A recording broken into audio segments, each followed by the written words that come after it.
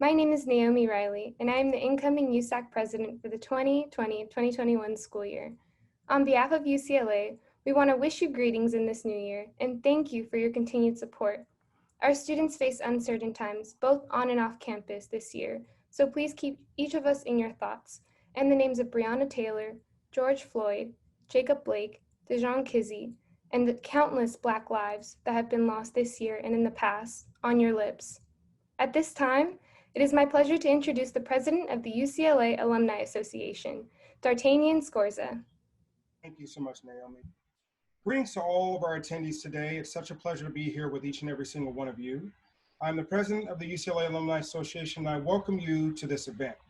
As we talk about social justice today, and what it will take for us to achieve it, I want you to keep in mind how important it is to contextualize many of the protests, many of the challenges we are seeing in our society, which have been spurred on by centuries-old racism and oppression that's been manifested in the killing of unarmed Black men, women, and people of color.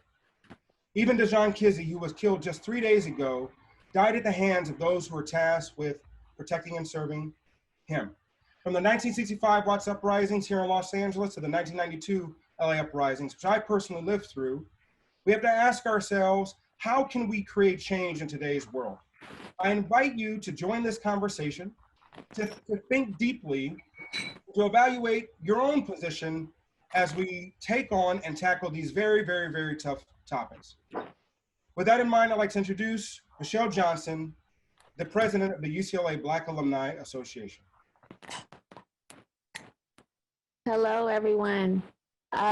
First off, I want to repeat emphatically, thank you so much for joining us today. We are so excited to be able to bring this event to you and to have our very special guest, Jane Elliott. UCLA Black Alumni Association, founded in 1968. We are the oldest diversity association at UCLA. We are a proud group of Black alumni.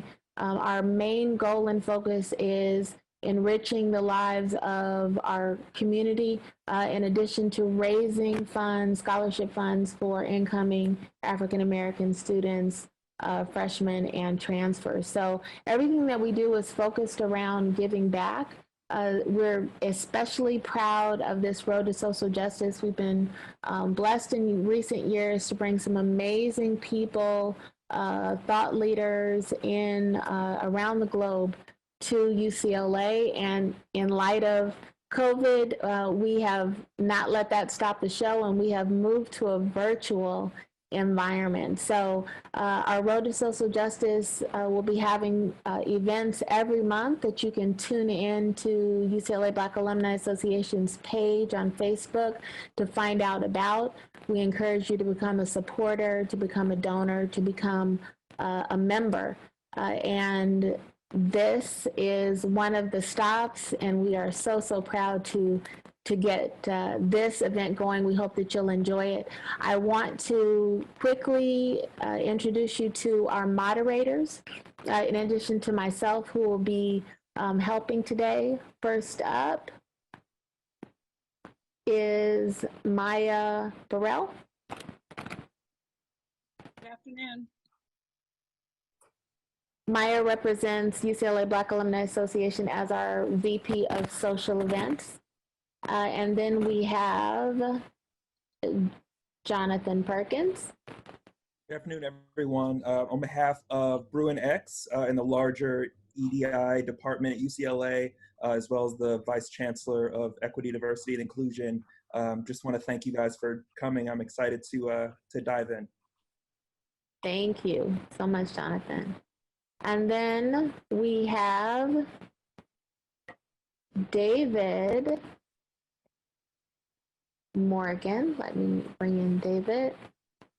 Good afternoon, everyone. On behalf of UCLA's 500,000 alumni, welcome. We're glad that you could join us today, and we hope that you will find this both productive and thought-provoking. Thank you, David. Okay. At this time, we are going to show you the blue eye, brown eye experience video Some of you have probably seen this, others, it may be your first time, but we are pleased to bring this to you. And then we will introduce our phenomenal speaker on the other side of this event. Really what's at the heart of this is the conversation and what we want to accomplish with Jane today. So at this time, I would like to bring up this amazing woman. She is, I've known her just for a short period of time. She is a firecracker spirit. She has been in education for more than 50 years. She lectures all over the world teaching about white ignorance. I will not say privilege because she would hit me over the head if I did.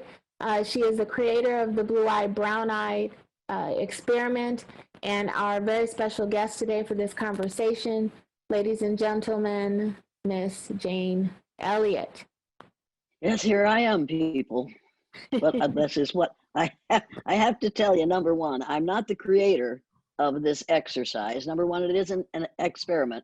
It's an exercise. It's illegal and unethical to run an exercise on someone without their permission or without their approval. So this isn't an experiment. And when you do an experiment, you're trying to learn something from the people that you're experimenting on. I wasn't trying to learn something that day. I was trying to teach my students something that day. I was trying to give them an example of how it feels to be empathetic instead of sympathetic. And I didn't create this exercise, I learned it. And you'd better read this book, When at Times the Mob is Swayed, and then you'll know what I'm talking about. You had better read this book because I learned the blue-eyed, brown-eyed exercise from Adolf Hitler. I was born in 1933, the year that Adolf Hitler and Franklin Roosevelt came to power in their respective countries. And what we are going through in this country today, and what I do when I do the blue-eyed, brown-eyed exercise with a group of students or a group of faculty members or a group of Rotarians or members and employees of a corporation, is I do what we do in this country, only I base my experience on eye color instead of skin color. Adolf Hitler used eye color as one of the ways he decided who would go into the gas chamber or who would be shot. If you were a little child, they threw you up in the air and used you for target practice. People, we are still doing that in this country today. You need to realize that for me, because I am 86 years old, I was born in 1933, whoa, that was bad. From 1933 to 1945, I watched Adolf Hitler divide people and conquer a group of intelligent human beings just because he divided them on the basis of one thing, the color of their eyes, and another thing, the way they worshiped. We're doing the same thing in this country today, only we're using skin color instead of eye color. If it makes sense to judge people by the amount of melanin in their skin, it makes equally good sense to judge them by the amount of melanin in your eyes, because your eyes are closer to your brain. Now, in some cases, we have seen recently that some of us don't have really good brains. You need to read this book, and then you'll find out why we're having some of the problems we're having today.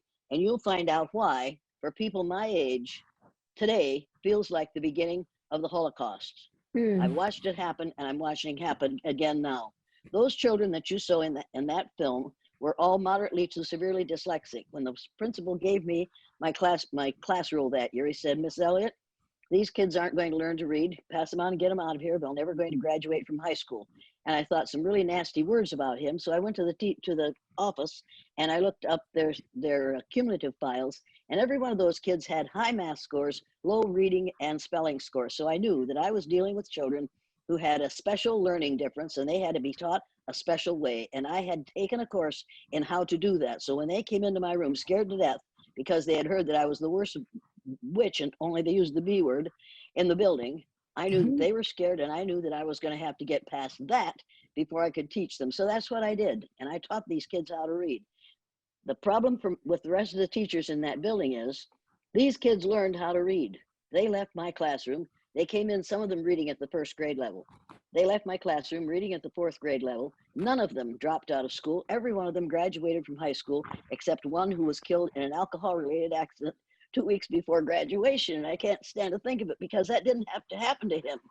If he had been encouraged instead of discouraged, he would have graduated from high school. The rest of them graduated, at least 6 of them have gone on to 2 or 4 or more years of post-high school education. One of them has been a lawyer for years. So I didn't succeed with all of them. He's just a damn lawyer, but I did the best I could. One of them became a junior and senior high school principal and did that until several years ago. He quit that job and started a company of his own. People, after they left my classroom and after they had been through the blue-eyed, brown-eyed exercise, they refused to live down to people's expectations of them. That's and awesome. that's what we have to do with children of color in this country today. We have got to change what we call education in this country, because what we call education in this country is in fact indoctrination. We spend from the age of 3 to the age of 18. It used to be from the age of 5 to 18, but then I believe it was Richard Nixon who said, give me a child from the ages of 3 to 5 and he'll be mine for a lifetime. So we started early childhood ed. So that means that we can indoctrinate you now from the age of 3 to the age of 18. That's 2 more years of telling you things that are not true. It's time, if you're going to go back in, if any of you are going to be educators, and number one, don't call yourselves teachers. I'm not a teacher. Teachers provide facts and figures and get their kids ready for the end of year exams. That's not what I am. I'm an educator. The word educator comes from the root dus, which means lead, the prefix e, which means out, the suffix ate, which means the act of, and the suffix or, which means one who does. An educator is one who is engaged in the act of leading people out of ignorance. And you can't do that if you continue to teach that Columbus discovered America. People, you can't discover a place where people are already living. They discovered it before you got there. And you need to know that we have taught one thing for way too long. For way too long, we have been teaching that there are 3 or 4 different races of people on the face of the earth. We lied to you. We lied to us. We lied to everyone that went to school in this country. There are not 3 or 4 different races on the face of the earth. There's only one race. It's the human race, and we're all members of it. Now, admittedly, some of us are part Neanderthal. Some of us are part Java man. Some of us are part Peking man. But all of us are majority Homo sapiens. And if you don't believe that, if you think I'm talking out of my hat, and I'd never wear one because it would cover up this lovely gray white hair, if you're really strong, get this book, Sapiens, by Yuval Noah Harari. Get this book and read it, people. You will find some things that you have never been taught and that you should have been taught. We are all members of the same race. Now, some of you folks I know are saying to yourself, I don't want to give up my race. What you're really saying is, I don't want to give up the color of my skin. Nobody's asking you to give up the color of your skin. But you need to know that different faces are not different races. Now, Jane, you know what? Jane, let me because I know Jonathan had a specific question about that related to privilege, and he wanted you to speak on that. Jonathan, can you ask that question? Sure. So thanks again, Jane, for participating in this. People came here to hear you because they know your brand and they know that you're sort of tell it how it is. So we're just going to rip the Band-Aid off and talk about white privilege. So what do you say to people who, one, don't know what that is, but 2, would say they don't have it. They didn't lead a privileged lifestyle. Talk to us about that for a little bit. Number one, you have to realize that the perfectly lovely lady who wrote the list of white privileges, she wrote it in 1987. And she obviously hadn't begun to realize yet that there's only one race. And those white privileges say things like, and I think there are 24 to begin with. They say things like, I can buy the house in the neighborhood I want to and not be refused that sale because of my race. I can stand up and say, make my wishes known at a meeting and not be looked down on because of my race. Practically every sentence in that thing says, because of my race. Well, people, if she can do that because of her race, we're all members of the same race, so we all have the same privileges, right? There's another thing about that. It's built on the faulty premise that there's such a thing as a white person. There are no white people. You need to realize, you can see the color of my shirt. Everybody see the color of my shirt? What would you say the color of this shirt is? Would you say it's white? Of course it is. Occasionally, it's getting gray because it's old. But this shirt is white. This skin is not white. This hair is white. It used to be prettier, but it's white now, people. I went from dark brown to really white because my body doesn't produce enough melanin, and my body doesn't produce enough melanin for my skin to be the color it would be if I looked like my ancestors. Now, my ancestors and the ancestors of every other person in this room were very dark colored, but they had very dark skin, dark hair, and dark eyes because they were exposed to immense amounts of sunlight. So their bodies produced a lot of melanin. The people from which I say I came are people of that color group who moved farther and farther from the equator. And as they moved farther from the equator, they were exposed to less sunlight. So their skin, their hair, and their eyes got lighter. The people who got into Ireland have very light skin, and those in Scandinavia have very light skin, very light hair, and very light eyes because they get less and less sunlight. All skin color is your body's reaction to the natural environment. It has nothing to do with being different races. There is only one race. There are hundreds of different colors, facial colors, skin colors, among the members of the human race. And if you don't believe me, and I'm sure you won't, because after all, old people don't know anything. They haven't taken those courses that you have. And you're right, I don't know as much as you do about some things, but this thing, I want you to know as much as I do. Now, you see all these people are members of the same race, the human race. Now, you'll notice that there are no people on this group of pictures with skin this color, because people don't come in this color, folks. They come in all these other shades of brown. Now, if you want to find a name for your skin color, go to the thesaurus and look up synonyms for brown. And you're going to find out that there are at least 100 synonyms for brown.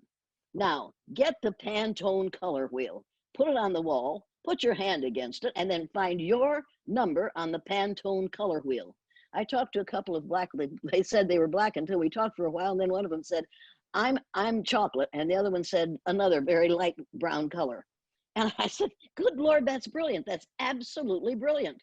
The next time they have to put race on a form that they fill out, they're going to put human. And if we change it to color, they're going to put chocolate, or they're going to put another brown color, because that's what we are. Now, this business of white privilege, that isn't about white privilege, folks. Number one, there is no such thing as white people. So it probably should have been called melanemic privilege, because if you don't have enough iron in your body, in your blood, you are anemic. If you don't have enough melanin in your skin, then obviously you must be melanemic. And if you have a lot of melanin in your skin, then you must be melanaceous. We can change from white to black to something that makes sense. White and black do not make sense, and you need to realize this whole thing started during the Spanish Inquisition, when Torquemada and company were going to change everybody in the country, if they possibly could, to Catholics. But they had killed about 2,000 people before they realized that they'd killed a whole bunch of Christians.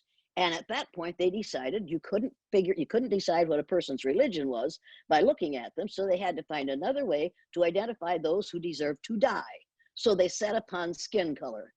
And they chose white and black because those are two opposite colors. White is the color of purity and goodness, and black is the color of evil.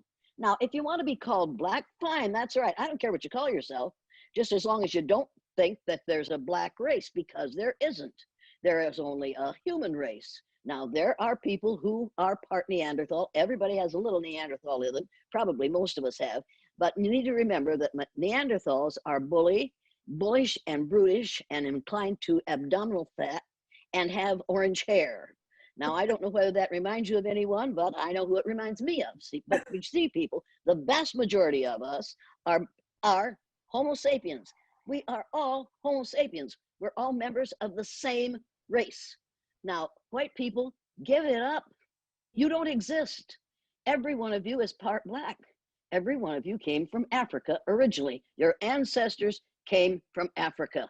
And every person that I'm speaking to, and every person that will never hear me, is my 30th to 50th cousin. Now, in some cases, I don't want to call them my cousin, but they are. And I am stuck with that, and you are stuck with me. I am one of your 30th to 50th cousins. And if you want to trace your DNA back far enough, we'll find out that we probably came, many of us probably came from the same country in Africa. And remember that Africa is not a country, it's a continent. Now, what was your question? Have I answered your question? Or you want to ask it again? Oh, wait, white privilege, wait. Those white privileges are not privileges. That paper should have been called melanemic ignorance. Because if you think that you have the right, all these rights, because of the lack of melanin in your skin, that means that you aren't as smart as you're telling us you are. People, skin color should have nothing to do with your rights or with your treatment.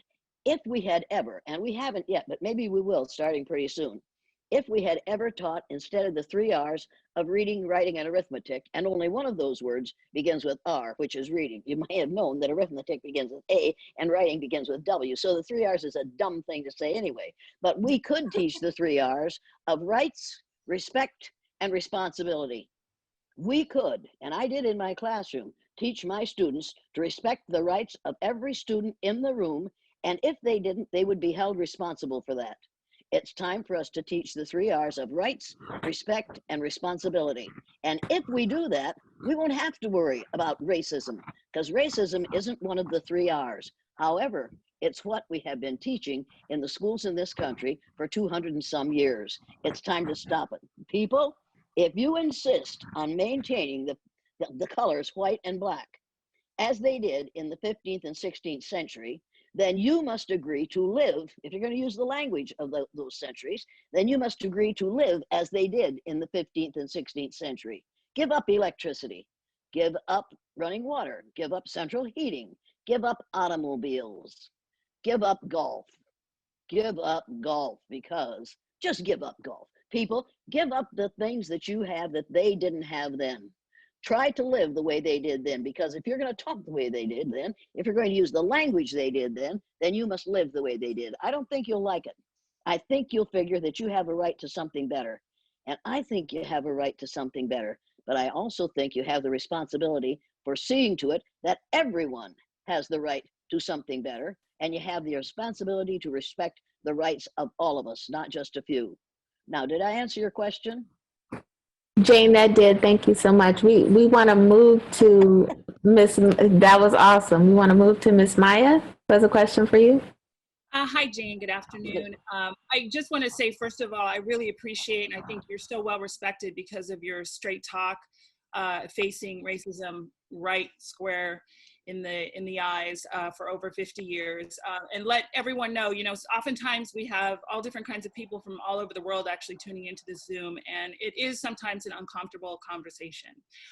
You talked a lot about education, and there was something that I've seen you talk about. You've talked about the miseducation of America and education and indoctrination in this country. So one of the things I'd like to know is, how do we change the next generation, how they learn about race? And more importantly, you've done presentations and discussions on the Peters projection map versus the Mercator map. Is that something that you could talk about? Because I think that's something that a lot of people don't know about. Oh, I'll be delighted. There it is. There it is. There is, on the left is the Mercator projection map. You see that? Well, you see this? This is the Mercator projection map. You see this great big thing hanging down here like a ripe plum? That's Greenland on the Mercator projection map. Look at the size of the Mercator of Greenland on this map and the size of South America on this map. People, on the bottom, at the bottom of most of the Mercator maps, but not on this one, I don't know why, but it isn't, there is a legend, and the last sentence in the legend says, South America is actually 9 times larger than Greenland. Now, people, if you don't know how that happened, look at the distance between the lines of latitude at the top of the map and the distance between the lines of latitude at the bottom of the map. The countries in the northern so-called hemisphere are almost twice the size that they should be, and the countries in the southern hemisphere are almost half the size they should be. Now, there's a reason for that.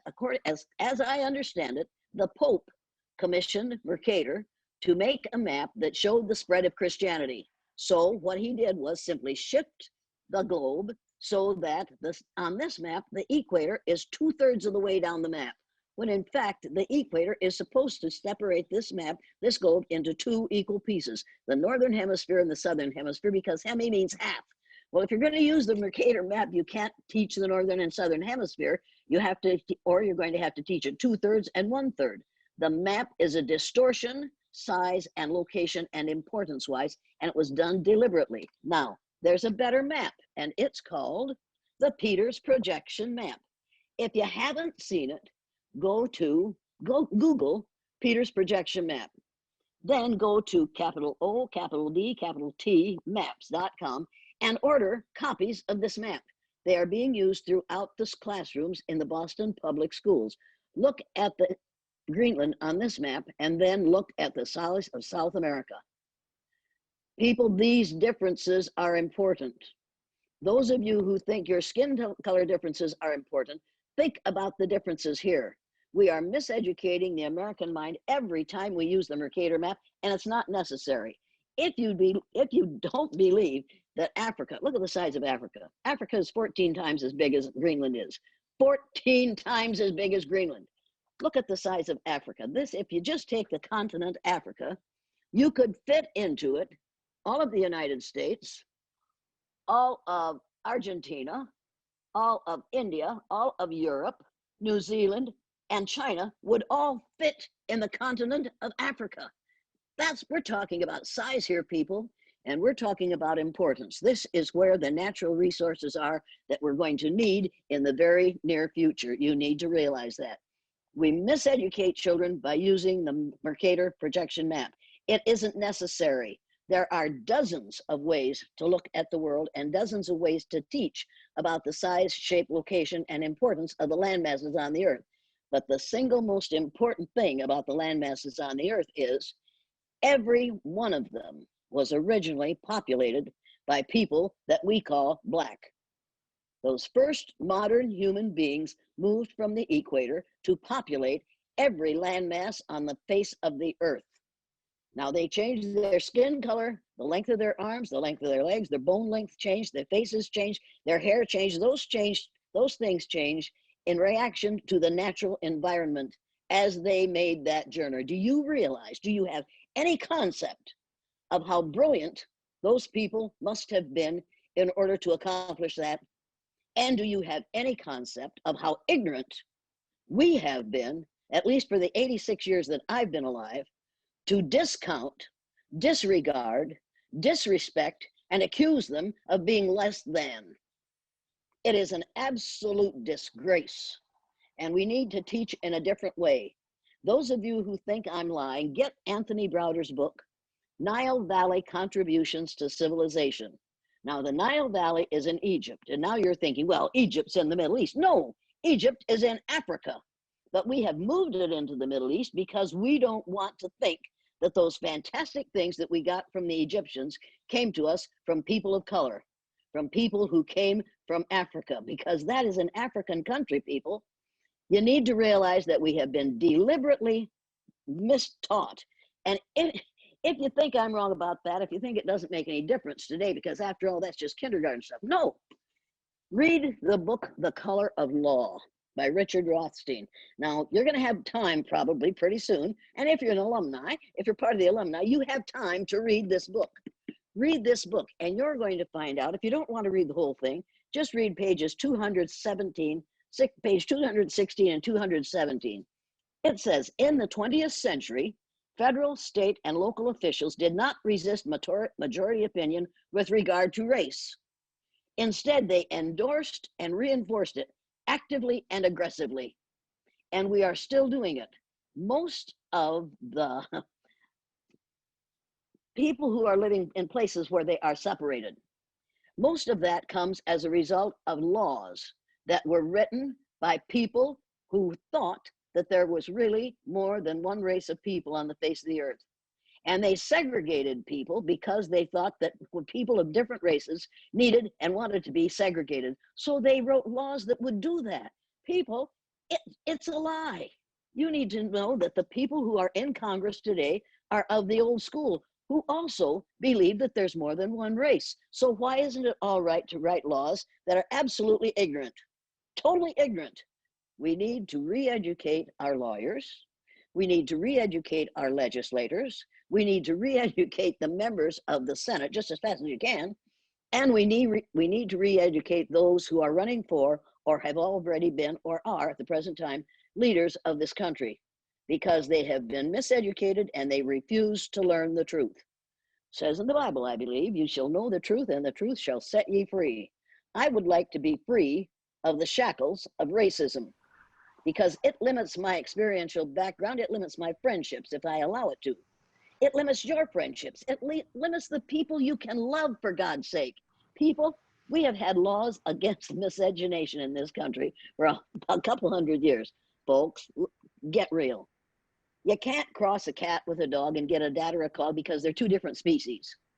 People of different color groups have been mating and reproducing for thousands of years, and they produce beautiful, brilliant, creative, marvelous human beings. Let's get over it. I have a mask that I think everybody should. We have to wear a mask now. Intelligent people are wearing masks.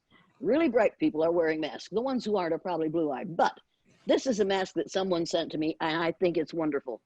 I think everybody should wear a mask that says this: get over it. People, get over it. It is causing you to think less of yourself and less of other people, and it's causing people to live down to other people's expectations of them. And it causes, in many cases, people who have less melanin, those who are melanemic, to not succeed, because if you're already all right because of the color of your skin, you really don't have to work as hard. So we have a whole lot of melanemic people who don't work as hard as they ought to because they don't think it's necessary. And on the other hand, we have a whole lot of melanesic people who are fantastically bright and are finally saying, you're not going to keep me down anymore. It used to be that we talked about having your knee on my neck, your boot on my neck. We saw that in action 2 months ago.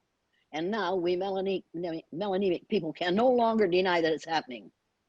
Black people knew that it was happening, and they told us, and we said, you can't be, you're making that up.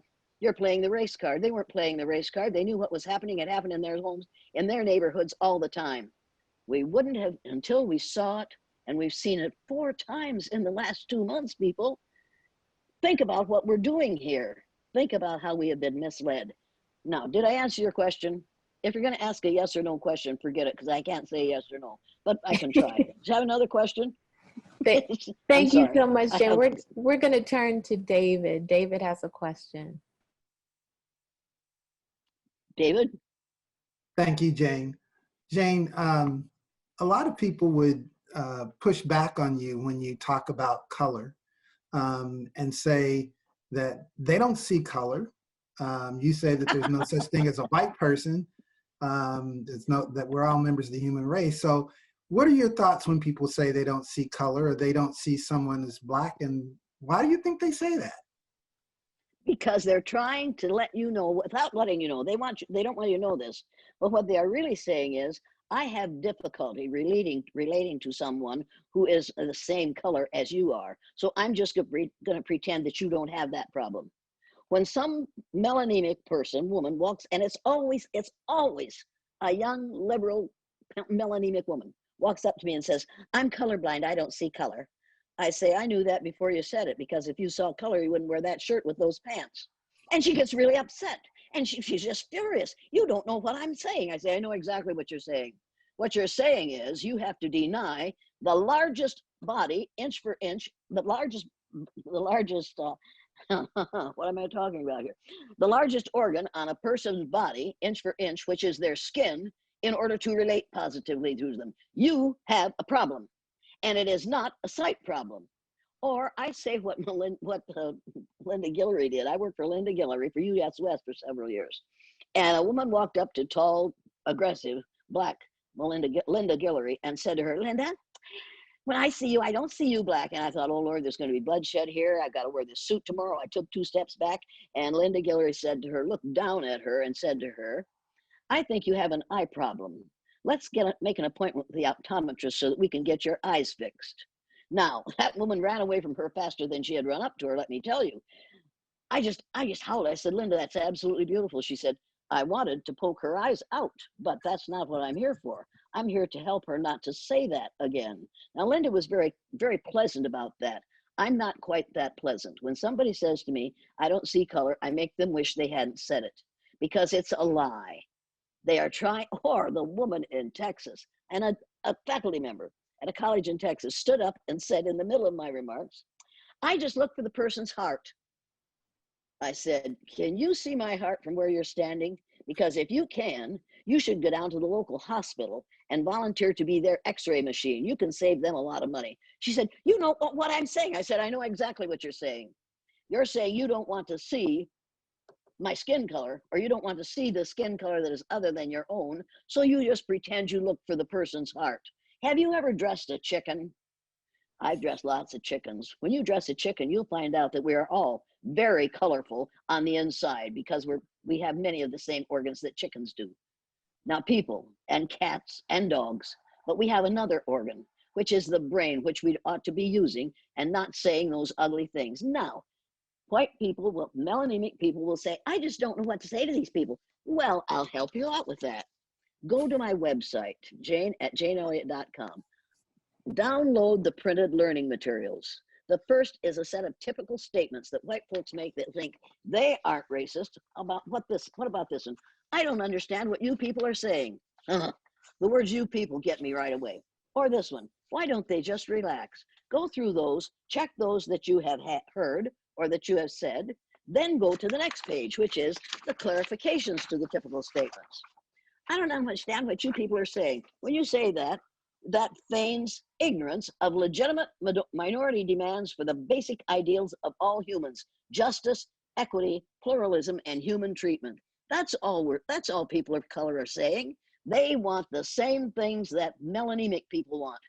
They want justice, they want equity, they want good jobs, they want a good education, and they want not to go to school to some teacher, no teacher, because those aren't educators, who's going to stand up at the front of the room the first day of school and say to a group of a whole lot of different colored children, when I see people, I don't see people as black or brown or red or yellow. I just see people as people. People, the next time that's said, some child in the classroom should stand up and say, do you see white, fool? Because she never puts white in there. We hear this kind of thing all the time, and we think it proves how generous and how accepting and how liberal we are. What it proves is how ignorant and insensitive we are.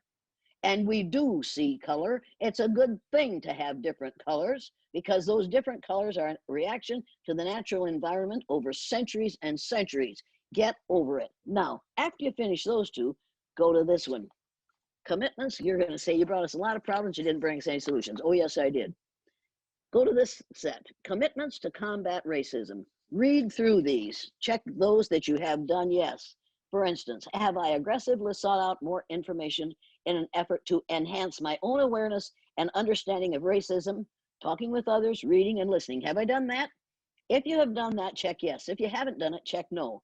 Have I reevaluated my use of terms, phrases, or behaviors that may be perceived by others as degrading or hurtful? It's time to give up the word biracial. People, stop using the words of the 15th century. Get this magazine, National Geographic, for April of 2018. You can get it from the National Geographic Company. You see these two girls? These are twin girls. They have a so-called black mother and a so-called black father and a white mother. Now look at these. These are two beautiful young girls. They are not biracial, unless one of their parents came from outer space. They didn't. Their parents are both human beings that were born and that live and originated on the face of the earth. These girls are not biracial. Let's start using mosaic for what we call biracial, because a mosaic is something new and lovely. It's an art form that's new and lovely and is made of many different elements. That's what a whole lot of people on this earth are. We are mosaic. We are made of many different elements, but we all came from the same ancestors who were very, very dark brown and who the Spanish Inquisition people called black and called us white.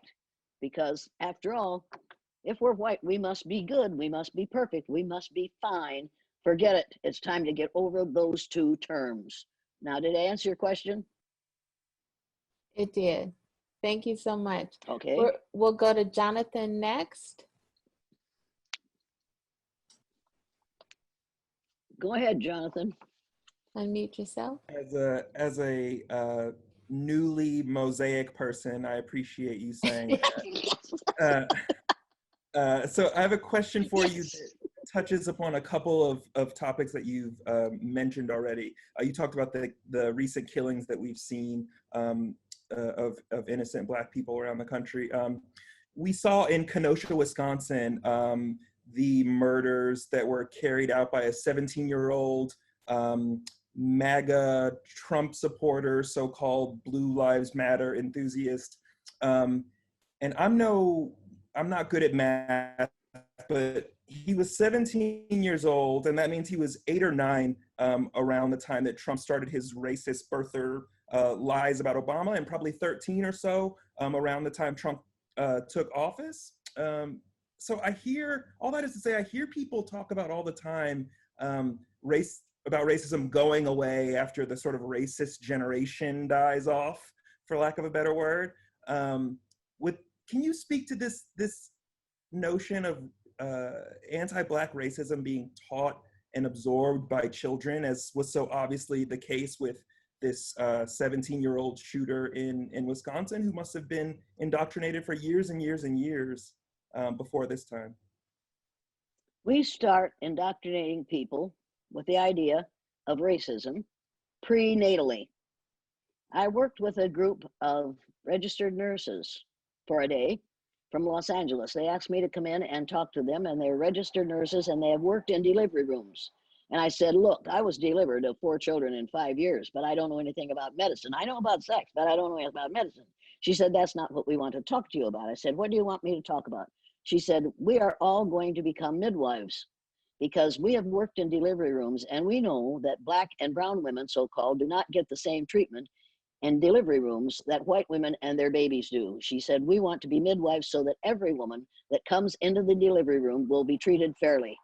Now, people, we start with you before birth, and we don't stop with you after you're dead, because there are still cemeteries in the United States of America where Black people are not allowed to be buried.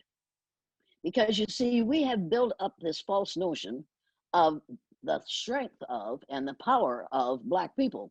So we're afraid of what they're going to do after they're dead. You need to realize that with it, here's part of the reason. Don't blame this all on Trump. He's a fool. Now I'm not supposed to say that. He's not a fool. He's an ignorant, melanemic person with orange hair. Now, that's all you need to know about him. If you have a person who is obviously a case of arrested development, don't blame him for what a 17-year-old boy does, who has been learning this nonsense in his family, in his school, in his community, and by the gods of war in his church for 17 years, for 18 years, because we start before you're born. As long as we have pictures of the baby Jesus in the manger, who looks just like the Pillsbury Doughboy, when in fact, Jesus had, according to the Bible, had kinky woolly hair and feet of bronze. As long as we teach the lie in Sunday school, you can expect kids of 17 years believing it and acting upon it. And it isn't just that. His parents learned the same thing that they taught him. You can't teach what you don't know. And if you've gone to high school, if you graduated from high school and you're in the United States of America, and you aren't, if you don't have racist tendencies, you'd better go back and take the course over, because you didn't learn what you were supposed to learn. We learned that Columbus discovered America. No, he didn't. Columbus, the first human beings that got to America were Black. They came from Africa, every one of them. So it's time to stop telling that myth. Read the book, The Myth of Race by Robert Wald Sussman. If you don't want to read the whole thing, just read the first 2 chapters and the last page of the last chapter. because it will tell you that this is how it all started during the Spanish Inquisition. And this is the end. The end of this is education. I'm not a teacher and I'm not a trainer, I'm an educator. The word educator comes from the duc dus, which means lead, the prefix e, which means out, the suffix ate, which means the act of, and the suffix or, which means one who does. An educator is one who is engaged in the act of leading people out of ignorance. And I refuse to allow people to tell me that there's such a thing as a white race or as a black race, when in fact we are all members of the same race, the human race. And if you haven't read this book, The Rage of a Privileged Class, get it and read it. It's written by Ellis Coase. And these are the things that black males have to go through every day, because not because they're black, but because of the ignorance of people who judge people negatively on the basis of the color of their skin. These are just a few of the things. Inability to fit in, exclusion from the club, low expectations. I did a job for Drake University. There were a bunch of teachers in the group. A black teacher, when it was over, started to cry, a black female, and she said, I just realized I do the same thing to the people of my race that white people do to them. I expect them to fail. I don't expect them to succeed. And why wouldn't she? That's the way she was educated. That's what she has been told to expect. Shattered hopes. You can hope. You could be a Barack Obama and hope to be successful. But as long as you have a Mitch McConnell and his cohorts, to be successful is very difficult. Faint praise. Oh yeah, for this one. You talk real good for a black person. How many of you have heard that? And how many of you have been dumb enough to say it? Presumption of failure. It's automatically assumed when you come in the classroom, if you're a child of color, that you aren't going to be able to make it. Coping fatigue. I don't know how black men and women put up with the stuff they have to cope with every day and keep on keeping on. My heroes are black women because they do that very thing. Identity troubles. You have to deny that you're black. God help you if you can't pass. I'll never forget the woman at the Iowa Department of Corrections. We put him through the blue-eyed, brown-eyed exercise. And you can see that in the film, I think Angry Eye, I'm not sure. Anyway, and here's this light-skinned woman with long black hair. She's just beautiful. And she's leaned forward, young woman leaned forward and said, I'm going to say something I haven't said before. I decided to come out of the closet 3 years ago. I decided to tell everybody I'm black. And I hadn't told them that before. And I said, and what happened when they found out you were black? She said, I lost all my friends. And the so-called white woman behind her, who had been making a real fool of herself, reached up and said to her, I didn't know you were black. And this young woman turned around and looked at her and said, and what would you have done if you had known? And that miserable white woman went, ah, as if, doesn't matter. It did matter. It mattered a great deal. I didn't know you were black. Mendacity. You have to be willing to live with the lie and to promote the lie, perpetuate the lie, and act as though you believe the lie in order to be seen as one of the better blacks. People, this kind of stuff has to stop. Guilt by association. And every time a person who commits a crime is black and it's in the paper, or they tell about it on television, or they show them on television, because you can't say black anymore, but they can show it on television, so you know, somebody will walk up to me and say, well, one of your people did it again last night. And I say, well, my son? I only have one son living anymore. Well, come to visit my husband. He's been gone for 7 years. No, you know what I mean. No, tell me what you mean. Well, one of those, and they use the N-word. And I say, wait a minute. Please don't show your ignorance here anymore. You might want to walk away quickly. Wow. And I'm inclined then at that point to reach into my pocket and whip out my little Lorena Bobbitt fruit knife. Because I'm really tired of this, people. I'm really tired of this. Yeah, you're my people, and I'm one of yours, and you need to realize it. There's only one race on the face of the earth, as far as I'm concerned, and you'd best begin to realize that and begin to accept it and enjoy it. Because we're playing catch-up ball right now, we melanemic people are. The Democrats of this country say that within 30 years, white people, so-called white people, will have become a numerical minority in the United States of America. And about a year ago, I was at the University of Houston. And I asked the group, and 1,500 people in that auditorium, and half of them were Black. And I said, now, will every person in this room, after Angela Davis was introduced and did her remarks, and woman's brilliant, and I said, now, will every person in this room who considers himself or herself a member of the human race, please stand. Every student in the room stood and then looked at each other like, what's her problem? I said, now, you just admitted it. You're all members of the same race. And at that point, a white woman in the third row back, it's always a white woman, said, well, if those people, and I knew who she was talking about, and I thought, oh, shut up, but they don't shut up. They can't read my mind. They don't shut up and soon. If those people get power, aren't they going to want to treat us the way we have treated them? I said, you think they want to get even with us? Yes, I think they were going to want to get even with us. I said, well, let's see if they do. Let's see if you're right. So I said, well, every person in this room who considers himself or herself Black, who wants to get even with all white folks, please stand. 3 young Black males stood. The rest of them just turned and looked at him like, are you out of your mind? And I said, no, you see that? They don't want to get even with all of us. Does that make you feel better? Well, yeah, I said, good, but now let's be honest about this. Well, every Black person in this room who wants to get even with 1 or 2 white people, please stand.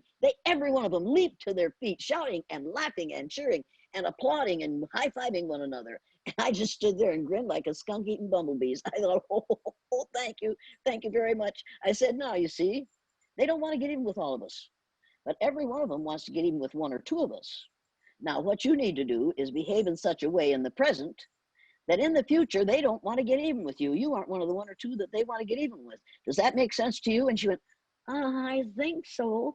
She wasn't thinking. She was scared to death again. Those Black students all cheered. They figured that would be a good idea. If we all treated one another fairly, there's no reason to want to get even with us, is there? This is a matter of changing melanemic ignorance to melanemic knowledge. And you get that by self-educating yourself. And you can self-educate yourself by going to my website, janeelliott.com, download the bibliography, read everything that's on that bibliography. But these 3 books aren't on that bibliography. When at Times the Mob is Swayed isn't on that bibliography. And here's another book that isn't on that bibliography, and you've got to read it. If you have children, if you've ever been a child, if you are going to have children, get this book and read it. The Racial Conditioning of Our Children by Nathan Ruttstein. And the subtitle is Ending Psychological Genocide in Our Schools. What's going on in our schools today and what has been going on in our schools for the last 200 and some years is psychological genocide. We expect people who are melanemic to succeed, and we help them to succeed whether or not they are smart enough to do the job they're doing, whether or not they are fit for the job they're doing. They get hired because they're white. After you read that book, then get this book that I read in 1969. And I got it out last week because I thought, that was a terrific book. Why haven't I read it lately? I read it again. Whitney Young wrote this book, Beyond Racism. And what he described in 1969 is exactly what is happening in this country today. And if you think it isn't, you read that book and see if you can relate to what's happening. Whitney Young says in that book, if you're an employer, put a sign on your desk or on a great big sign behind you that says, hire Black. He says, and don't hire just the brilliant Blacks, hire all kinds of Blacks. I see dumb white people getting jobs all the time. I think that's one of the most brilliant things I've ever read. Yeah, don't just hire the top Black people, hire all kinds of them, because we know that given the opportunity, they will succeed. And they will succeed far beyond what we have expected of them because we're dumb in what we expect because we are uneducated. We are well indoctrinated, but badly educated. Now, I don't expect anybody to love me after this, and that's okay. I'm not here to be loved. I am here to lead you out of the ignorance of thinking that there's more than one race on the face of the earth, and that white privilege stuff should have been called melanemic ignorance, because that's what we're dealing with. We love you, Jane, without question. We're getting so much from this. I want to go back to Maya. A question from you. Hey, thank you. Jane, I know it sometimes you feel like makes people uncomfortable, so they might not want to be your friend, but I mean, you're adored across the world. We just recently celebrated the 100th anniversary of the women's suffrage movement, which was actually for most women, because we know that Black women didn't achieve the right to vote until the 1960s, despite the fact that Black women like Shirley Chisholm were marching alongside with the white women counterparts. So my question is, with that in mind, what is the role of well-meaning or progressive white women in today's struggle for racial equality? I get asked that a lot by a lot of the progressive women groups I'm in. I know many of them are tuned in today. What do you see as their role, and also maybe the intersection of sexism with that? I'm just curious your thoughts. Stop calling yourselves allies, because that means that's an inferior superior word. Start calling yourselves partners. You need to partner with one another so that you are equal partners to get this thing taken care of.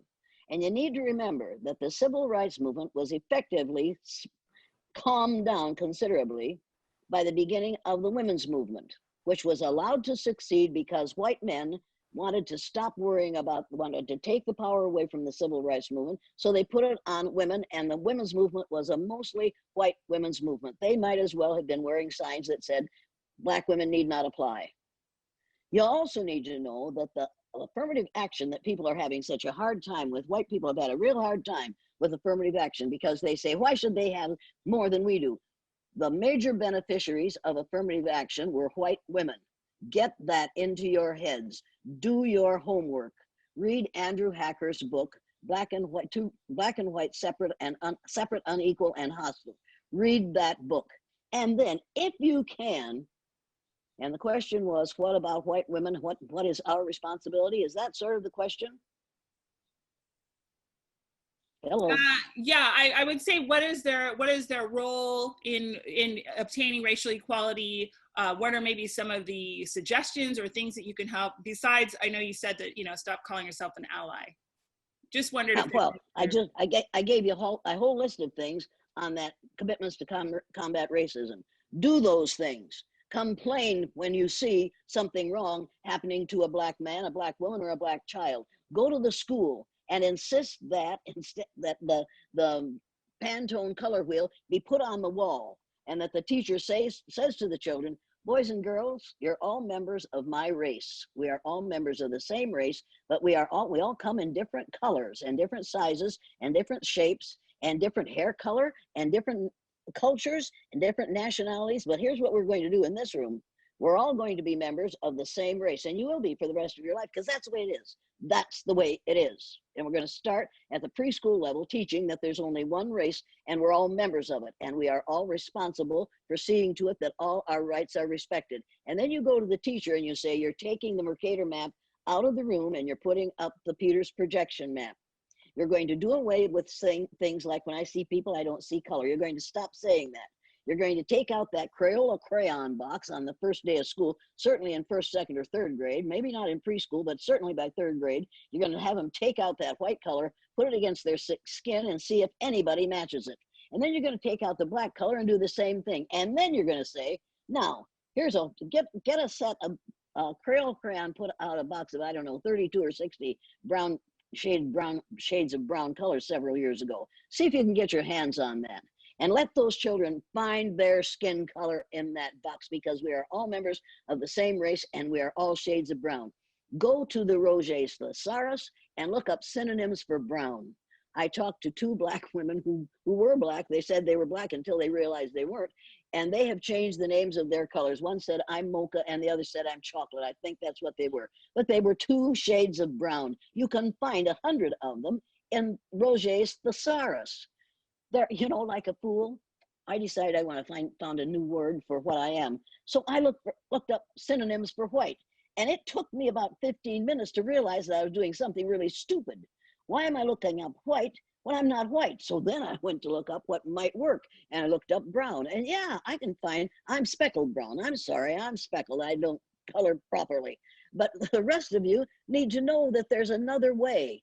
In the future, for the last few years, every time I had to fill in a form that said gender, it said sex, it said race, I put human. And where it says gender, where it says sex, I put yeah in capital letters. Now, you see, my husband's been dead for 7 years, so I say that a lot. People, what my gender is nobody's business but my own. And what my race is everybody's business because it's theirs. Everybody should just be putting human on there. Now, if they're going to change that, and they will shortly, they'll be changing it to skin color.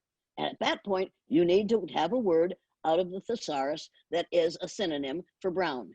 And this can be a learning experience for those who read those answers. My father used to say, you should learn something new every day. Every day you should learn something new. And if you go to bed at night and you can't think of something new you learned that day, don't go to bed until you learn something. So I get up a lot and read from the encyclopedia. I do not go to Wikipedia, don't do that. But I do read in the encyclopedia because I have to learn something new every day. You have to learn something new every day. And here's your new thing for today. You're all members of the same race. Go find your color on the Pantone color wheel and change the color, the name of your color. That's not changing the name of your race, people, because you're still going to have the same race, which is human, but you're going to change the name of the color of your skin and avoid at every opportunity white, because white represents purity and goodness, and avoid black because it was chosen because it represents evil and badness. You need to realize that words are the most powerful weapon devised by humankind. We use words every day to destroy people. You had best be careful of how you use them. What does it do to a little boy or a little girl who goes to school and goes to Sunday school or goes to church with his parents and sees that pale being hanging on that cross, or sees that Pillsbury Doughboy in that manger scene? That says to that child, every child, I don't look like that. Nobody looks like that, people. You need to realize that. We need to start teaching the truth. It says in the Bible, ye shall know the truth, and the truth shall set ye free. It's time for us to start teaching the truth and talking the truth, and be careful of what you say around your children. Because when you watch that film, and I said to those kids, what do you know about black people? They said, they're awful things about black people. And I said, how do you know these things are true? And they said, every year, because my dad said so. Fathers, be careful what you say around your children. Mothers, be careful of what you allow to be said around your children, because your children will come to an educator like me, and they'll say those things, and I'll know what you are, and then we'll do the blue-eyed, brown-eyed exercise. So the next time one of you uses the N-word, or the next time one of you says something ugly about people of color, those children who have gone through something that is supposed to increase their empathy, is one of those children is like to say to you, you know, that's not a very good thing to say because it really isn't true. You really ought to not say those things. I know that'll happen because my sister was substituting at the junior high school several years after I did the exercise. The English teacher came down to lunch and said, the worst thing just happened in my classroom. And they said, well, Meredith, what happened? I used the N-word. And she said the word. And one of those kids stood up and said, we don't use that word in this school. And if you're going to use it, I'm going to go out in the hall until you stop. She said, what would you have done? And my sister looked up at her and said, well, I guess I'd stop using the N-word. That kid had to teach that teacher what that teacher didn't know. And since the teacher wouldn't accept it from the kid, my sister had to reinforce what that student said. Students shouldn't have to teach their teachers. Teachers ought not to come into the classroom knowing as little as they do about race. And they don't have to, because you can go to my website and find numerous books that will help you to change the way you treat your children and the kinds of things you say and the kinds of things you think when they come into your classroom. Jane, I wanted to thank you so much for that. You made some biblical references, and I think it's important that we talk about even the racism that goes on within religion. You mentioned this perception of Jesus being a Pillsbury Doughboy. We know that Sunday is the most segregated day of the week. And we also know that, especially in these political times, that there are some deal breakers for evangelicals, which are a person's sexuality and abortion. Racism doesn't seem to make the list.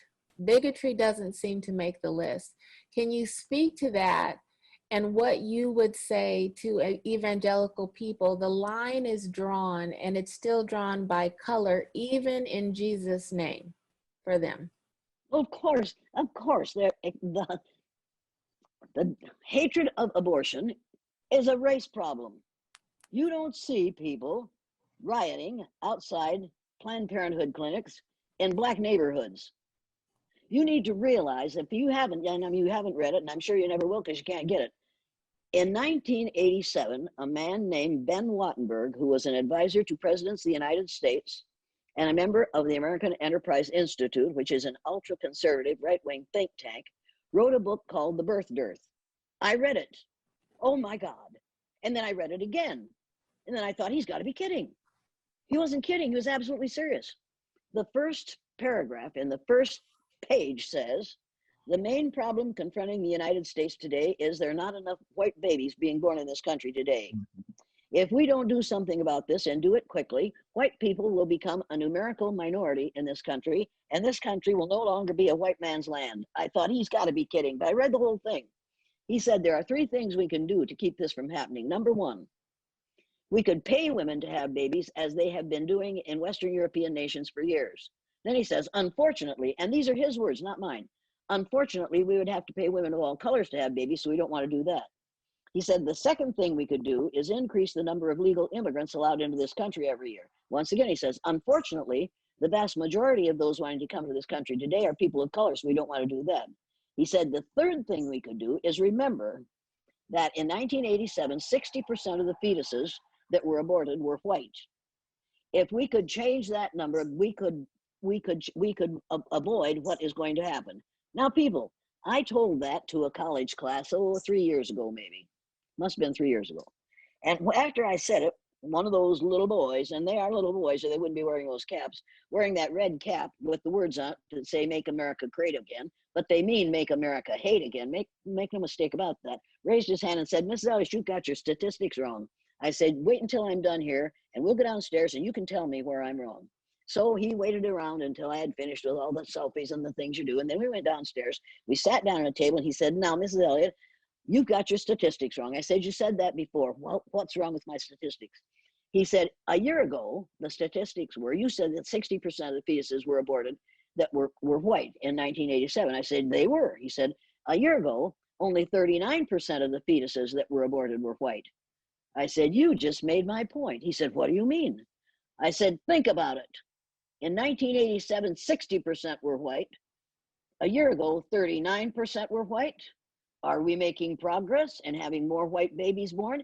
And he looked like I had hit him in the wrong place. He was just gobsmacked. And his little brother said, and he was in college too, she's right, you know, she's telling you the right thing. She's right.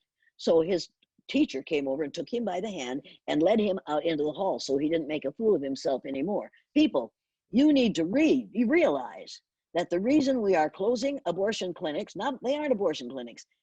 Planned Parenthood clinics are not abortion clinics.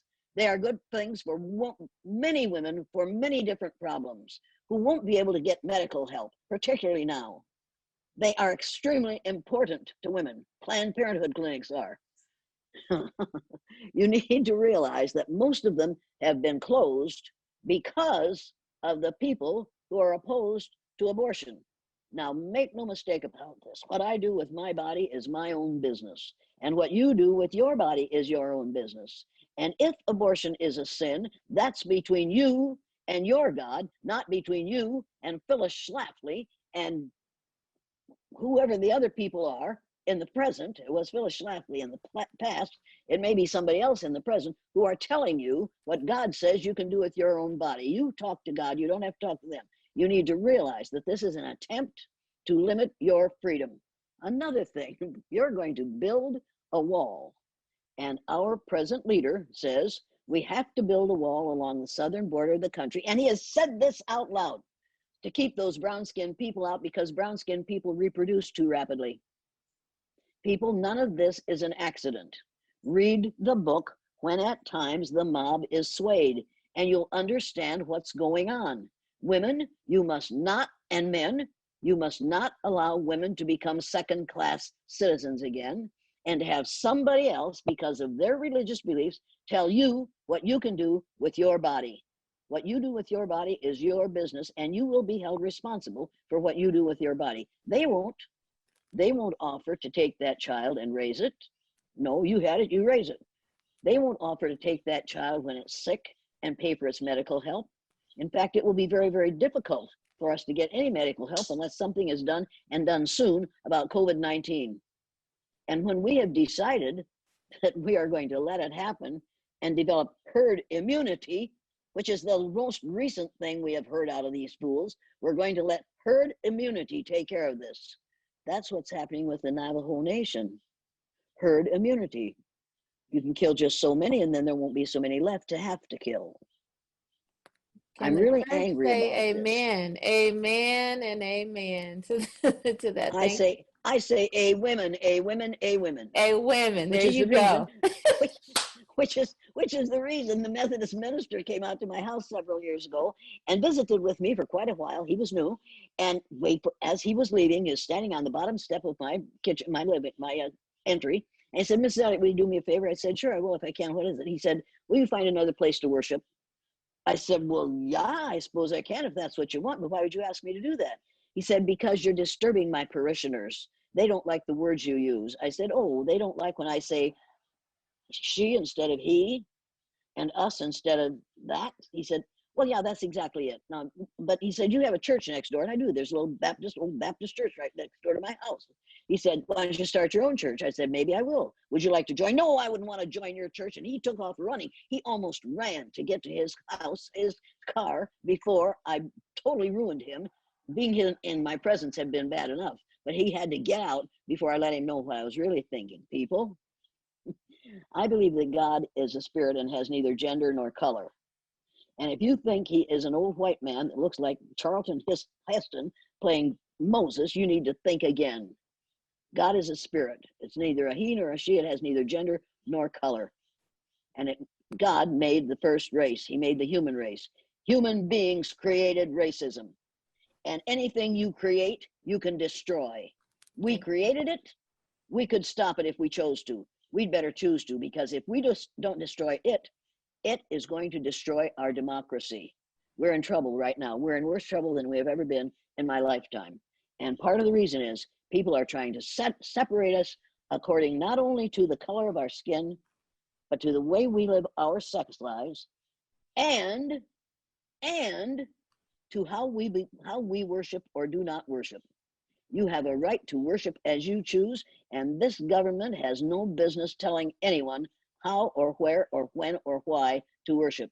And we need to take the words "under God" out of the pledge. They were not in there when I was a child. They were put there during the Eisenhower years because the Knights of Columbus lobbied their congressmen to get the words "under God" into the pledge, thereby making it into a prayer that every kid has to stand up in the classroom in the morning and say the words "under God" in the pledge. And that is that's illegal, because we are not allowed to teach religion in the schools. We need to take that out of there. And while you're at it, if you want to really make us stink, let's change the name of the White House to the President's Residence. I remember when Richard Nixon said, "I'm trying to a bunch of reporters, I'm trying to save the White House for you white people." Folks, the White House sends a wrong message. The White House is the President's residence, and that's what it should be called. Now, if nobody was angry before, now you're angry then. That's okay. I understand that. I understand it perfectly. I'm tearing down all your favorite beliefs. Give it up, people. Just come into the 21st century. Join me in the 21st century. It's a good place to be. Leave some of that crap behind you. Pick up a new thought and act like an educated person instead of an educated idiot. You have a choice. Awesome. Thank you. Thank you, Jane, for that. I think we have just one or two more questions. Jonathan, we'll go to you. So I have a question about the fact that we're all the same race. A lot of people who talk about race a lot hear that coming from people to try to argue that racism doesn't exist. They say racism isn't real, we're all the same race. So I wonder if you could, talk about that a little bit. Of course, we are all the same race, but a lot of people use that as an excuse to try to convince others that racism doesn't exist. Could you talk about how to balance those things? They know that sexism exists. They know that ageism exists. They know that ethnocentrism exists. They know that all those things exist. They don't say those things exist. They only say that racism doesn't exist. Because if they admit that racism exists, then they have to admit that they are part of the problem. And when you are look, racism is like a cancer. If you deny you have it, or if you decide, well, maybe I have it, we'll call in some experts and come in here and discuss this. So they come in and discuss your cancer. Well, that doesn't help any. So then they decide, well, we'll give you a pill. Well, the pill doesn't help. You still have to deal with the cancer. So then somebody comes in and says, it's time to cut that out. It's time to go after it and actively work until you cut it out. It will not leave by itself. That's what you have to do with racism. Racism is the cancer that we're living with in this country today. And the only way to get rid of it is, number one, identify it, diagnose it, learn how to get rid of it, and get rid of it. Take the steps that you need to get rid of it. Because if you don't, the cancer that is racism in this country is on the verge of destroying this country. I would advise every person of color in this country tomorrow, Monday would be better, because Monday is a bad day for people in business anyway, to just not go to work. Every person of color, particularly every Black, every Hispanic person, every person that we call yellow, every Native American, every one of it, just don't go to work. Take a day off. Take 2 days off. Take 3 days off and watch this country fold. Or every woman refuse to go to work for 1 day. Try it for 1 day. We could shut this country down. I don't want to shut this country down. I want everyone in this country to be treated equitably. We are guaranteed equal treatment under the law. I want that, and I want it now. I want it for you. I want it for me. I want it for my grandchild who is part Hispanic. I want it for my my grandchildren that I will have, who are going to be born from a so-called white mother and a Black father. I want that child to be treated fairly. And I want this nonsense that we call racism, which is really ignorance, to stop. And I like the sweatshirt which says, prejudice is an emotional commitment to ignorance. I changed it. I have another sweatshirt that says, racial prejudice is an emotional commitment to ignorance. And when people say, I don't see it, you need to say, that's because you're wearing blinders and you put them on when you get up in the morning and you take them off when you go to bed at night so you can pretend that you don't see what's going on around you. And that's why what happened in the last 2 months is shown on television, because it is terribly important, and you cannot deny that that's happening. It is there in front of your eyes. Do not tell me there's no racism. Those men, the man who shot the man this week for 7 times, we have a leader who said, well, it's just like when you've got a 3-foot putt to make, and sometimes you clutch. Yeah, the cop that shot somebody 7 times just clutched. Bull roar. How dare he compare a man's life to a 3-foot putt? Does that tell you something? Absolutely. Would you call that racism, or would you call that galloping ignorance? Ignorance. If you think I'm angry, you're absolutely right. I am angry. How dare you even think of re-electing someone who would make that kind of remark? Jane, Right, I wanted to ask you, so what you just said about, staying off of work, or people not, showing their protest. The NBA just recently, they've made, some stands in terms of refusing to play. Very shocking. The coach for Alabama being the most racist city in the nation when it came to sports. That coach has decided to walk with his students, saying that Black Lives Matter. Are these half measures to you? Are these the steps that you think that white people need to take? Because most Black people, we know what needs to be done. It's white people that have to step up. So what would you say to those NBA players, to the owners? What is the next step for them if you were giving them advice? You know who the Dallas Mavericks are? Mm-hmm. Basketball team. They called and asked me if I would speak to them, do a virtual thing like this, and I did. And they got all excited and called a couple other teams and said, you better have her talk to your people. So now, now another group has called me and asked me to talk to them. Tall, beautiful Black males who are willing to listen to a short, fat, ugly old woman because she's willing to say the truth that nobody else wants to admit.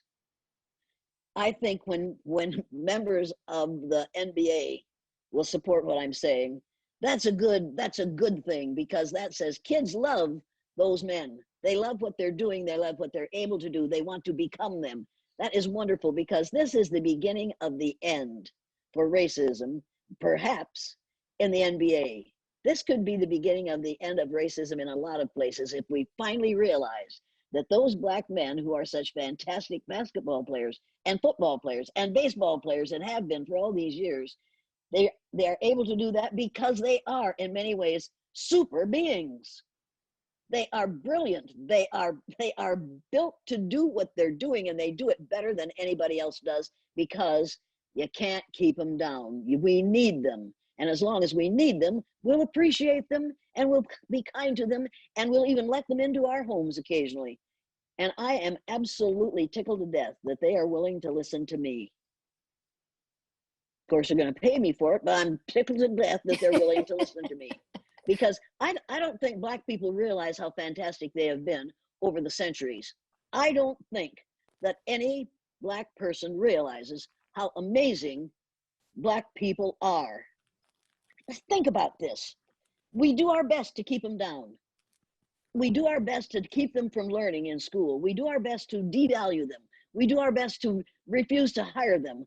We do all these ugly things, and they keep on succeeding in spite of us.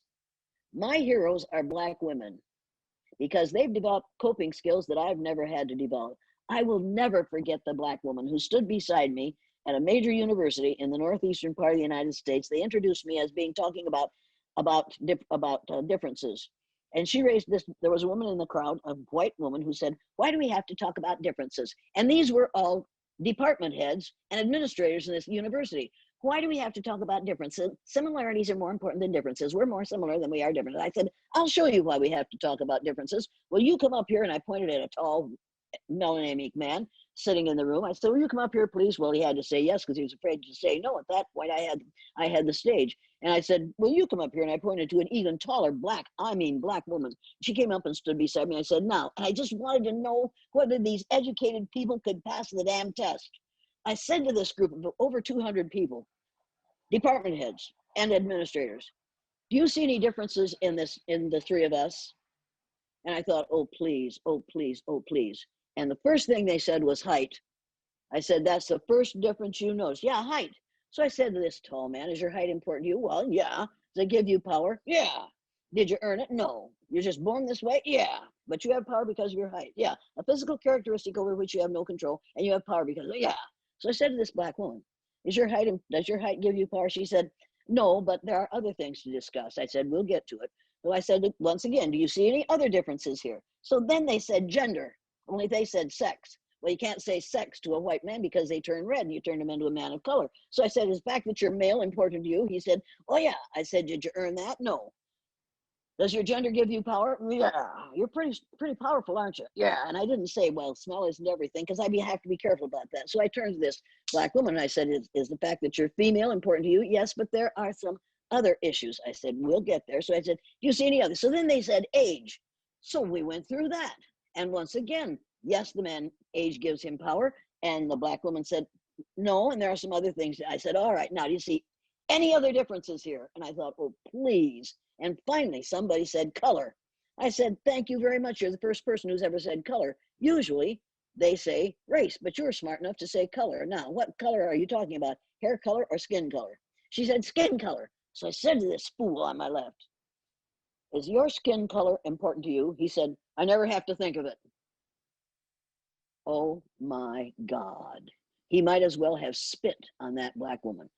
I never have to think of it. I said, did you earn it? No. Is it a physical characteristic over which you have no control? Yes. Does it give you power? Yes. Are you afraid of anything? I'm not afraid of anything. I thought, you fool, you should be afraid right now.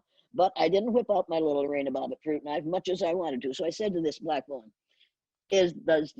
the color of your skin give you power. And she paused for, I'll never forget this. She paused for a long moment, and finally she said, I'm going to say something now that I've never said before. I said, and that's because, she said, because I'm ashamed of it. And I said, that would be, she said, I have 2 children. They're both daughters.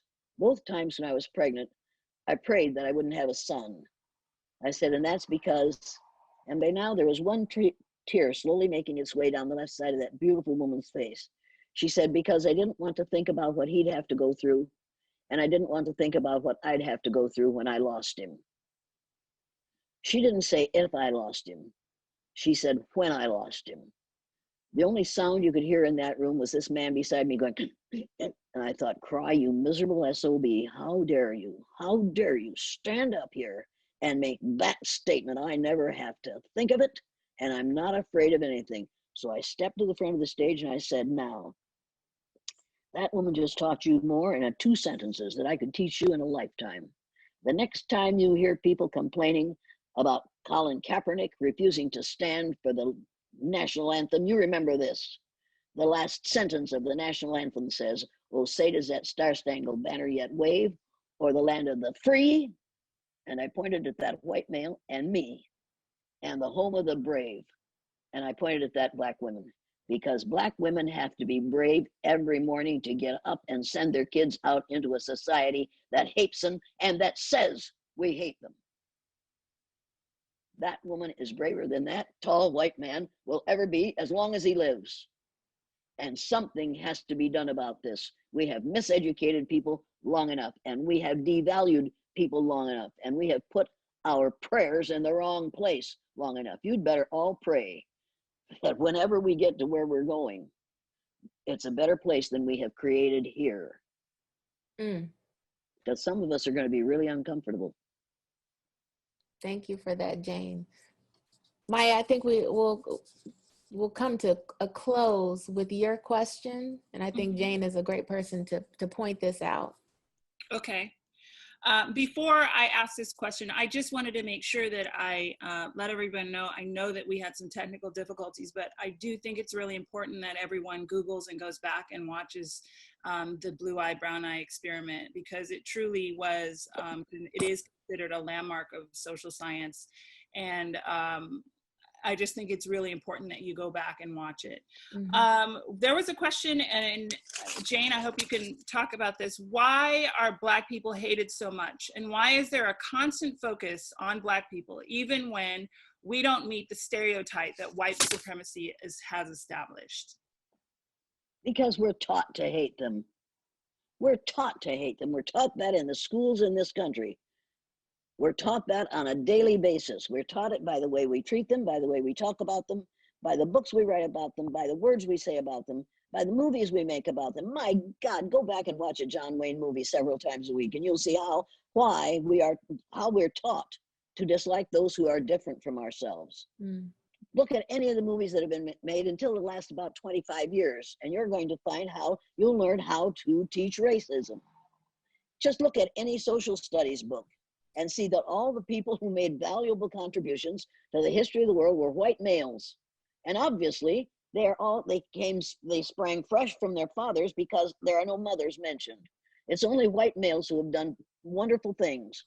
You could think up 25, or you could tell me the names of 25 white males that made important contributions to the history of the world, and you wouldn't be able to come up with 5 on any given day, because according to our social studies teachers, white males did all the important things. All when I pull up to a stop sign in Osage, Iowa, and a great big truck pulls up beside me on the right side, and we're at the stoplight, and the trucker is, because he's in a hurry and he's on schedule and he's got to go, and I look up and I start to grin, and he looks at me and he gives me thumbs up. I know he's thinking I'm thinking he's cute. What I'm thinking is, if you knew that your life right now was being dictated and your freedom was being dictated by the invention of a black man, you'd run that light. A black man invented the stoplight. He doesn't know that. And if he knew that those great big boots he has on that makes him feel so powerful when he gets out of that thing and starts to clump around. If he knew that he wouldn't have those if it hadn't been for the invention of a black man who made the first last so that you could sew shoes together mechanically, if he knew that was true, he'd start wearing moccasins. If he knew, if any of us knew how many wonderful things we got from the efforts and intelligence of black people, we would be just destroyed if we realized how much we didn't do and how much other people did that we took the credit for. The next time you eat a peanut butter and jelly sandwich, stop. Because if you're a racist, you can't have peanut butter ever again, because peanut butter was developed with the help of a black man. And if you have surgery and you need stored plasma, don't take it, because the ability to store plasma for use at a later time was developed with the help of a black man. So look at all the things that we have because of the efforts and the intelligence of black people, and give them all up. Just give them up, people. Yeah. And that means fire, and that means religion, and that means law, and that means the calendar, and you can go on and on and on listing the things that we have because of the intelligence of the people that we have described as being less than. Get over it. Get over it. It is crippling our society. Mm-hmm. It's time to grow up, people. You've all grown older. Now it's time to grow up. Leave your childhood behind. Leave behind you the nonsense you learned when you were K through 8th grade, and start to grow up. You haven't if you still believe that there's more than one race. Jane, Read the book, The Myth of Race. Go. Jane, so you were pointing out the contributions of Black people. What would you say, and give us the right language? How do you explain to white people who insist that the sins of the father don't apply to them, that they gained nothing, that they've worked hard in this country, and that they are equal to us, that they're not experiencing any sort of benefit that has come from the identification with their color? What do you say to those people? They're wrong, and they're ignorant, and they need to learn, and they need to do some self-education. They need to read the book, The Myth of Race, and realize that the only mistake in it is the title. A myth is something that we make up to explain something in nature that we don't understand. The Greek myth said that the sun is a god, as a golden chariot that carries a god across the sky every morning. That's a myth. The idea of race is not a myth. It is a lie. A lie is something that we make up deliberately to excuse us for the unpleasant and unacceptable behaviors that we're exhibiting. There's a big difference. It's time for people of your age, people beyond the age of 12, need to deal with self-education. You won't learn these things from people who didn't learn it. And most of your teachers don't know these things because they were educated in a system that says, here is the standard elementary curriculum, and this is what we teach. I'll never forget the professor that stood up in front of the group when I was a freshman in college and said to this group of elementary social studies teachers, people who are going to be educators, he said, when you get into the classroom, you must not teach in opposition to the local mores, M-O-R-E-S, which means culture. The local mores, the people who are paying your wages through their taxes, have the right to have their children learn what they want them to learn. Now, I was 19 years old, and I said, well, that's, horse dung. I was raised on a farm. I recognize it when I hear it. When I see it, I thought, he's wrong about that. Did I stand up and say, Mr. Professor, you're wrong? No, I didn't. I did what white people do. I went along to get along because I needed a grade. I needed a good grade. I needed to get the credit for that course. But I learned at that moment, as my dad would say, believe none of what you hear and only half of what you see.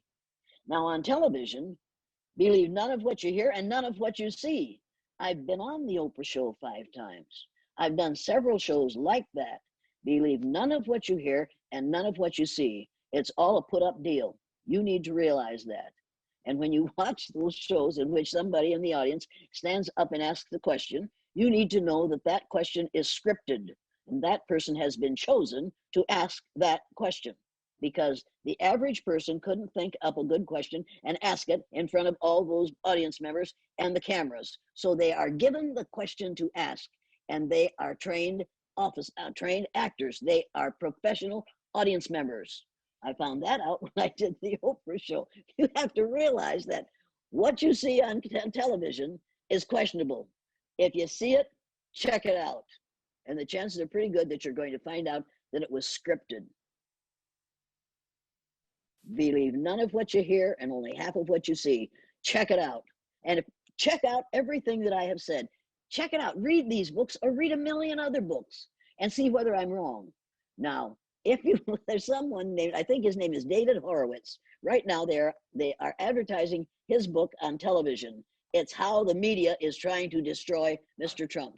You need to know, Lord, 50 years ago, that same David Horowitz wrote an editorial about Jane Elliott, who was trying to destroy us. Took him 50 years to write his next book. When I read that, I thought, oh, good Lord, that's the one that he and Max Rafferty was the state superintendent of public schools in California. And he wrote a great long editorial about what a horrible person I was, and I was going to lead children screaming and crying into the gas chamber because of the blue-eyed, brown-eyed exercise. And I thought, well, time will tell. Well, he died, but Horowitz is still there. It's like I'm back in 1968, and here we go again. Mm-hmm. Because here we go again, people. We're doing it again. But there weren't very few people around at the time I started what I did to stand up and say, you people are out of your minds. If you actually believe that skin color is an indicator of intelligence, of our worth as a human being, you're out of your minds. You need to get some education, but not schooling. Education. You need to be led out of ignorance. That's what educators ought to be doing. And if we had done a better job of that, we wouldn't be in the mess we're in today. Thank you, Jane. Thank you so much for that. I wanted to see, David, did you have a last question? Jonathan, Maya? I wanted to do something a little bit unscripted and give our guests a chance maybe to ask one or two questions. If you could raise your hand if you have a question for Ms. Elliott, we will take that. I see Ann Triba. Okay, I'm gonna unmute you and let you ask your question. Thank you so much for taking my question. I'm in love with you, Jane, and I'm so glad to have discovered you. I will absolutely look at your website. I will read some of these books.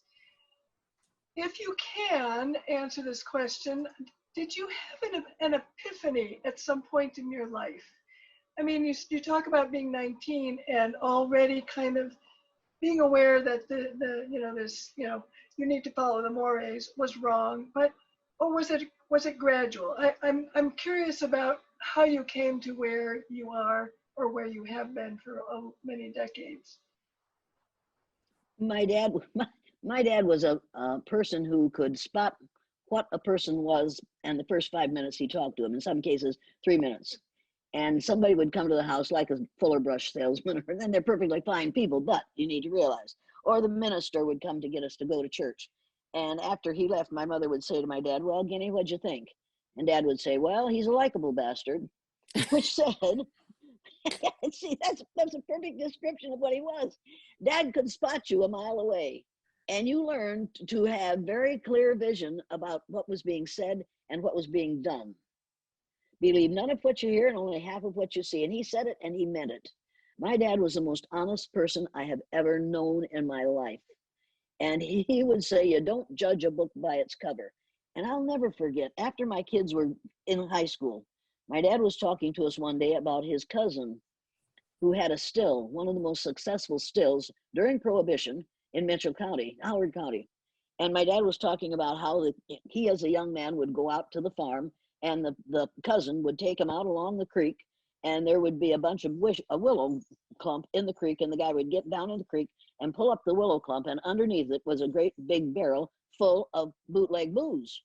And he'd pull out a couple of bottles and put it under his coat. He'd put the willow clump back and go back to town. And he told us about that. He said he made the best booze in town. It was absolutely wonderful. Made a lot of money. I said, Dad, you told us he was breaking the law, Dad. Yeah. You told us never to break the law. And he looked at me with that Lloyd Johnson look, and I'll never forget it. And he said, did you ever watch your children starve to death? Judge not that you be not judged. My dad went through the Depression. He knew that that man was watching his children starve to death, and he had to do whatever he had to do to keep his kids alive. You better look into a person's background before you decide what they are. My dad was careful about, he would say, a man's judged by the company he keeps, and the best of companies none too good. And every time I hear one of Trump's cohorts go to prison, I think, man's judged by the company he keeps, and the best of companies none too good. He judged the company, yeah, he judged the company you keep, and he judged you by that, and he knew whether or not he wanted his kids in that person's presence. That's just the way it was. He would say, a fair thing's a pretty thing, and a right wrongs no man. And I'd think, how is that punctuated? A fair thing's a pretty thing, and is right, wrong hyphenated? No, a right wrongs no man. It might make you uncomfortable, it might impoverish you, but it wouldn't wrong you. And he'd say to us, you know the difference between right and wrong. Now do the right thing, goddammit. Period. And so when I heard people saying ugly things about Black people that my husband had worked with in Waterloo, Iowa, I thought, whoa, wait a minute. Let's go back and look that over again. And I stayed away from those people. I stay away from people that I'm going to have to attack. Because when they say to me, well, at least you're white, I say, wait a minute. That is the least of what I am. You realize that, of course. That is the very least of what I am. And I challenge them to trace their DNA and see if they, like me, have DNA from an African country in theirs, and they will. Mm-hmm. And knowing that, I just don't put up with it. I don't have to. I should have to. I should be kinder. I should be a sweet little old grandmother who knits and pearls and does, tats and crochets and says sings kind songs. No, we need you as you are, Jane. We need you exactly as you are, without question. No, we need Black women that you will listen to. We need people who will listen to Black women who have forgotten more since breakfast than I'll never know about racism, but we won't listen to them because of our racism. Mm-hmm. Every Black person from the age of 14, particularly women, know more than I will ever know, and I get paid for doing these things, and we don't even allow them to get educated. Mm-hmm. In this country, in the United States of America, we take our young Black males and send them to war to fight and perhaps to die. And when they come home, we make war on them in this country. And Jane, on that question, we do have or on that note, we have a question from Darrell. We'll spotlight you and ask you to unmute. Go ahead. Can you hear me? Yes. Okay. First of all, hello, Miss Dr. Elliott. I've watched you for years. So I just want to say thank you for doing this. I want to go back to the beginning of a conversation you had about race and the fact that there's no such thing as race. You talked about melon, and you're saying the only race is human race. And although I would love to see a world like that, the reality of it is I'm a Black man that's been on this planet for 54 years. I've actually lived in a city where I went to college at Tennessee State University. It was like 30 or 40 miles outside of Pulaski, Tennessee, a city that was known for building one of his, where some of the Ku Klux Klan started. I faced more racism than I care to even, think about. And I still, to this day, just even last week, based on race, I'm stopped coming out of a store at a certain hour in the morning. I'm going to work. And the question is, what are you doing out at 2 o'clock in the morning? And I'm saying I'm going to work, and I'm being questioned by this white officer. And he said, well, that's kind of a strange time to be going to work at 2 o'clock in the morning. And because I'm an educated man, I'm quick on my feet. I said, well, aren't you at work? It's 2 o'clock in the morning. And the store that I just came out of, they're at work also because their store is open. So you're going around questioning everybody that's going to work. That being said, going back to we're a human race. I live in a world, and although I like that concept, I live in a world that on the application it says, it has a section that says race. And although I want to check human race, I can't. I have to check Black. On credit applications, when I bought my homes, it says, what's your race? It's not, you can't put human down there. So although I appreciate your sentiments and I like your vision and I share that, and especially with my experience as a Black man, what do you think the solution is? And I know it may be a very broad question, but where do we start to start getting into this thing about human race? The solution is the solution is exactly what this wonderful man said it was. This is the solution. Frederick Douglass said, "Power concedes nothing without a demand. It never did, and it never will. Find out just what any people will quietly submit to, and you have found out the exact measure of injustice and wrong which will be imposed upon them, and these will continue till they are resisted with either words or blows or with both. The limits of tyrants are prescribed by the endurance of those whom they oppress." He also said, "If there is no struggle, there is no progress.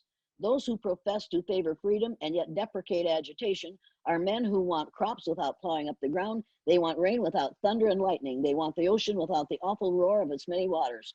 Where justice is denied, as it is in this country, where poverty is enforced, as it is in this country, where ignorance prevails, and where any one class is made to feel that society is an organized conspiracy to oppress, rob, and degrade them, neither persons nor property will be safe." He was absolutely right. The people who are what Mr.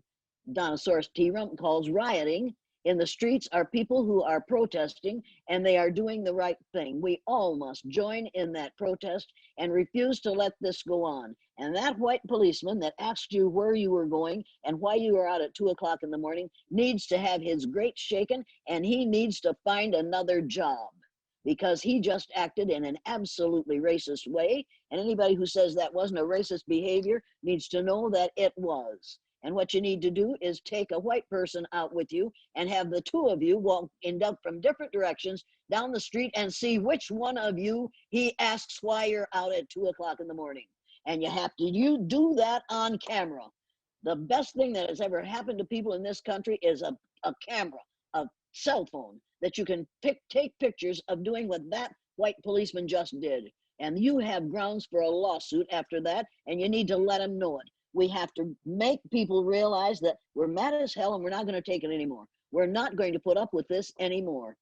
I'm not an ally, I'm a partner. I would like to be a partner to people who are going to change the situation. People swore that men would never fly. We've been to the moon. It's not impossible to change this. What we're trying to change is people's minds, not their style of living. We're not trying to change their religion. We're not trying to change their family. We're not trying to change their color. We're trying to change the idea that there's more than one race. There isn't. We're all members of the same race. You and I are 30th to 50th cousins, whether you like it or not. You are stuck with me. And we have to stand up and say, and you did the right thing. Aren't you at work? Isn't the guy in that grocery store at work? Isn't it all right for me to be out on the sidewalk at this time of the morning? I too am going to work. You need to, next time you need to deliberately go out and deliberately have him ask you that with a camera in your hand. And then you have to say, now, are you sure you want to ask me that question? Because if you do, you go ahead, because I'm going to take a picture of you asking me that. Now you have the power in your hands right now that we never had before. We have a way to have evidence and to prove that what you are saying is true. And once we get that into enough people's hands, we'll shut them down. And I'm not talking about shutting down people because of their race. I'm talking about shutting them down because of their ignorance. You shouldn't have to put up with that. You too help to keep him employed. And you have a right to go to work at whatever time of the night or morning or day you go. See, that kind of thing just irritates the hell out of me. And I applaud you for not doing what he expected you to do. which is lash out Mm-hmm. and get arrested and maybe not make it back to the police station. Mm-hmm. Absolutely. Mm-hmm. Yeah, And, yeah. You know what you have to do. mm-hmm. And so do I. And so does he. So he has to find out that you don't have to do that. You are as equal a human being as he is. And he has no right to ask you that question at 2 o'clock in the morning or 5 o'clock in the morning or any other time of day or night. He doesn't have that right. Thank you, Cousin Jane, since we're all cousins up in here. Thank you, Cousin Jane. I want to stop right now. And first, everybody, if you could just give a quiet hand of applause for Miss Jane. We are so glad that you have been here with us. I'm just trying to capture everybody on screen. Jane, your words have definitely been inspirational. They have resounded with me. I think hopefully all of us can see where we have some leverage and something to arm ourselves with to go out and to talk to people about how to change this narrative. If you are parents and grandparents, you can see for yourself what role you can play in helping to change things from being so focused on color to more of a colorless society. I think hopefully that not a colorless society. That's not what I'm talking about. Well, I'm talking about a society that enjoys, loves, admires all colors. Exactly. Differences are valuable. They are not to be treated as negatives. They are to be treated as differences that are natural and valuable, and we ought to appreciate them. And especially, here's another thing I haven't said this. People are going to get really angry about this. Go ahead. You need to realize that as the hole in the ozone layer gets larger and larger, and more sunlight is allowed to enter our environment, more and more melanemic people will develop melanoma, which is a cancer that you get from not being able to resist the damaging rays of the sun. Now, you need to realize that in the future, those who have a lot of melanin are going to live longer lives. And you also need to realize that there is no law that says that people of different color groups can't mate and reproduce. Thank God they can. So that your children and grandchildren, those of you who have a lot of melanin, your children and grandchildren are going to live a lot longer and a lot more in more healthy ways than we who are melanin challenged. You need to think about that. We all need to think about that. I am delighted to have a grandson who is married to a Black woman because I know, and she's brilliant, and so is her mother, and I know that those great-grandchildren are going to be beautiful and they're going to live long and happy lives into the future. That's extremely valuable to me. Differences in color are valuable to me. I do not see them as a negative. Absolutely. So I want to thank Jane for being with us. We also want to thank UCLA Alumni Association and Bruin X for partnering on this event. Again, this is the road to social justice for UCLA Black Alumni. We're going to be doing lots of events during the year. This has been such an honor to have you, Jane. We appreciate you so much. We thank everyone for joining us. And if there's anything that you can take from this, please just let the words echo in your mind what Jane has said. We are all one race, and that's the human race. Thank you guys again. Be safe until we see you again. Thank you.